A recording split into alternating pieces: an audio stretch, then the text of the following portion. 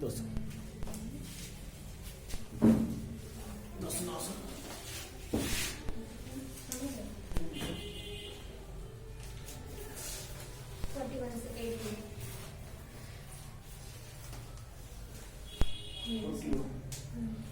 इन मुसलमान हरिजन पे कोटिन हिंदू बाड़िए यह किस कवि के लिए कहा गया है?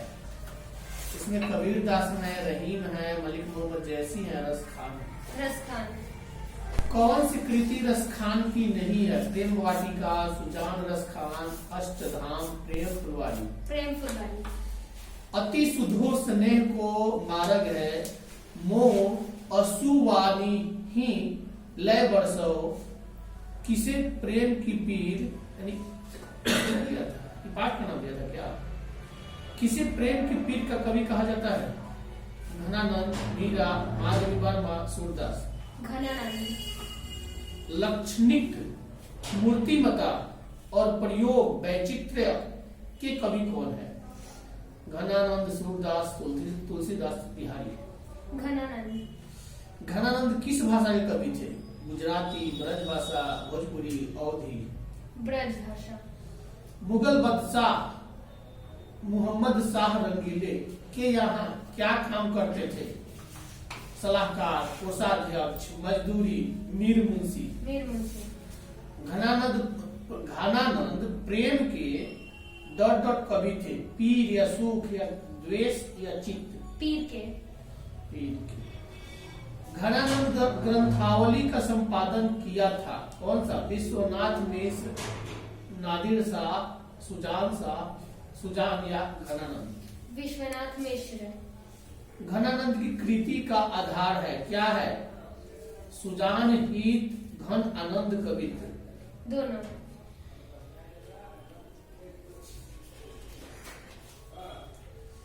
प्रेम घन ने किस समाज की रचना की? रसिक समाज, धनी समाज, कलावंत समाज या भक्त समाज? रसिक समाज। प्रेम घन का जन्म कहाँ हुआ?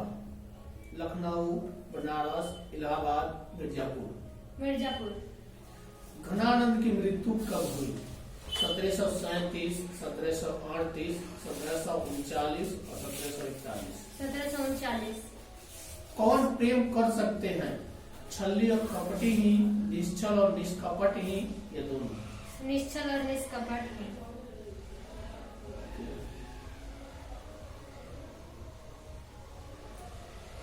आगे पूछ सकते हैं कुछ।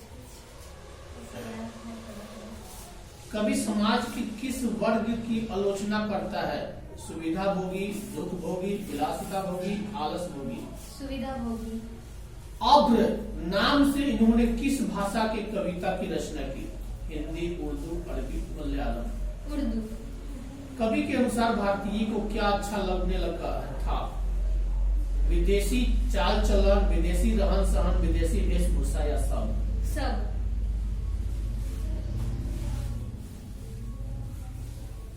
इन्होंने 1874 ईस्वी में किस समाज की स्थापना किया था? रसिक समाज का, आर्य समाज का?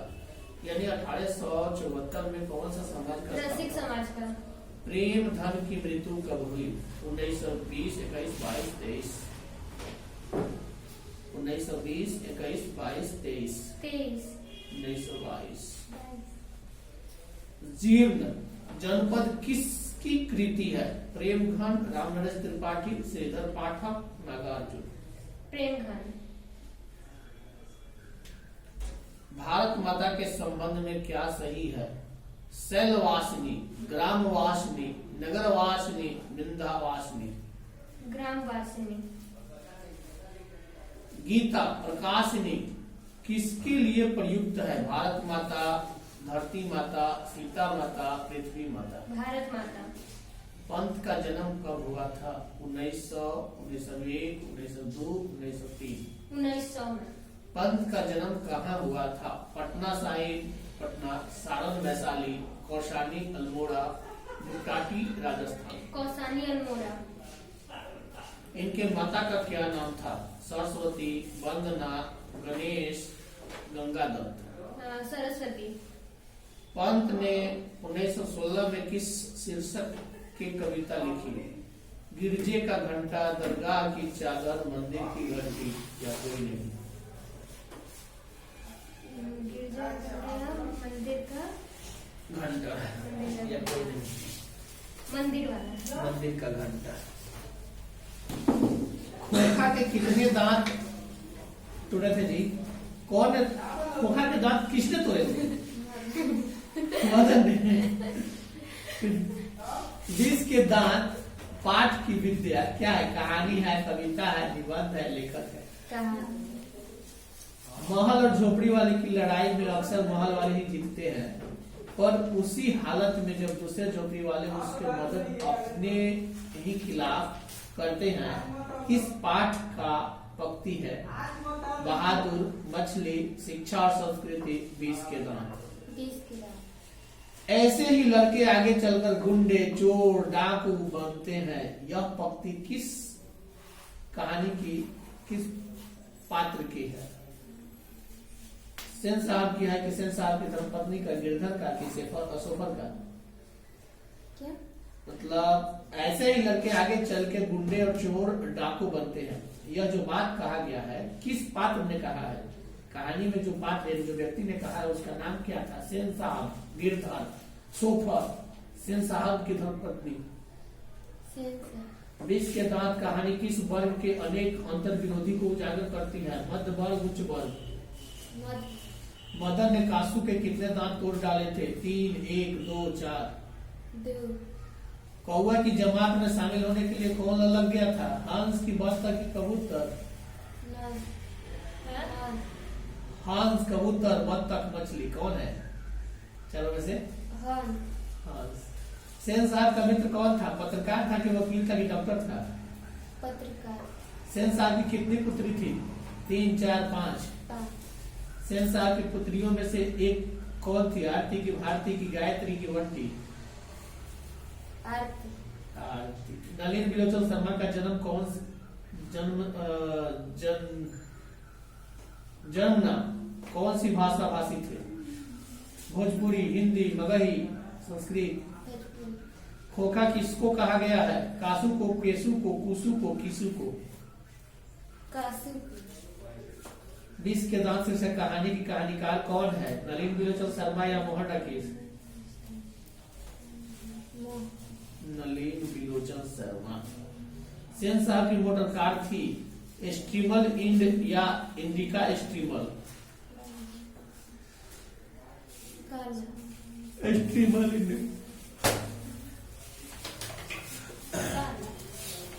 काला कलर का था। जनसंख्या का अध्ययन क्या कहता है? डेमोग्राफी, किलोग्राफी? डेमोग्राफी। गर्भाशय में कॉपर टी के एक प्रभावी एवं अंतः गर्भाशय युक्ति होने का मुख्य कारण क्या है? शुक्राणुओं की निषेचन क्षमता में कमी, गर्भाशय में कॉपर आयन मोषित करने के कारण शुक्राणुओं की भक्षाणु क्रिया में वृद्धि, या शुक्राणुओं की गतिशीलता में कमी, या सब? मानव जनसंख्या वृद्धि क्या है? लॉग, स्थिर, एक्सपोनेंशियल, या कोई नहीं? जन्म नियंत्रण की सर्वाधिक उपयुक्त विधि कौन सी है? बाध्यकरण, गर्भपात, वीर्यसेचन, या मुखीय गोली? संतान उत्पत्ति नियंत्रण के क्या उपाय हैं? प्राकृतिक विधि, हार्मोनल विधि, यांत्रिक विधि? सभी। बात मत करो। निम्न में से कौन सी जन्म नियंत्रण युक्ति स्त्री द्वारा प्रयोग नहीं की जाती है? निरोध या डायफ्राम? जन्म के पूर्व भ्रूण की जांच की विधि का क्या नाम है? लेप्रोस्कोपी, वीर्यसेचन, एमिनियोसेंटेसिस? शरीर के बाहर होने वाला निषेचन को क्या कहते हैं? In vitro. कॉपर टी क्या रोकती है? अन्न निषेचन को या भ्रूण अन्न उत्सर्ग को? जनसंख्या अधिक होने से क्या होता है? आय में कमी होता है कि जमीन में कमी होता है, या कि खनिज पदार्थ की कमी होता है, कि सब? मादा के मुखीय गर्भ निरोध किसे रोकती है? अनुत्सर्ग को कि रोपण को? दो जी। आज हमको हिंदी पढ़ा देते हैं। 41 से लेके 81 तक। कुल जनसंख्या का कितना प्रतिशत भाग महासागर में निहित है? 96.5%। बृहद क्षेत्र में जल की उपस्थिति के कारण ही पृथ्वी को क्या कहते हैं? नीला ग्रह की उजला ग्रह? नीला ग्रह। बांधवगढ़ राष्ट्रीय उद्यान किस राज्य में है? मध्य प्रदेश की उत्तराखंड? मध्य प्रदेश। वन किस प्रकार की संपत्ति है? नवीकरणीय, राष्ट्रीय या दोनों? दोनों।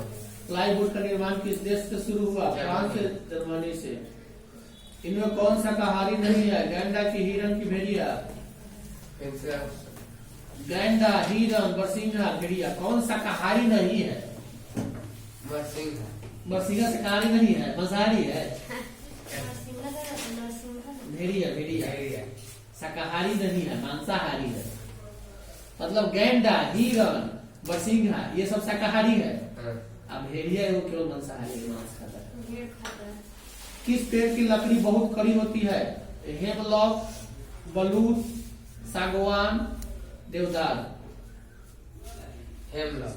सागवान की बहुत हार्ड होता है लकड़ी, पाक जाएगा ना तो चीरने में हालत खराब कर देता है।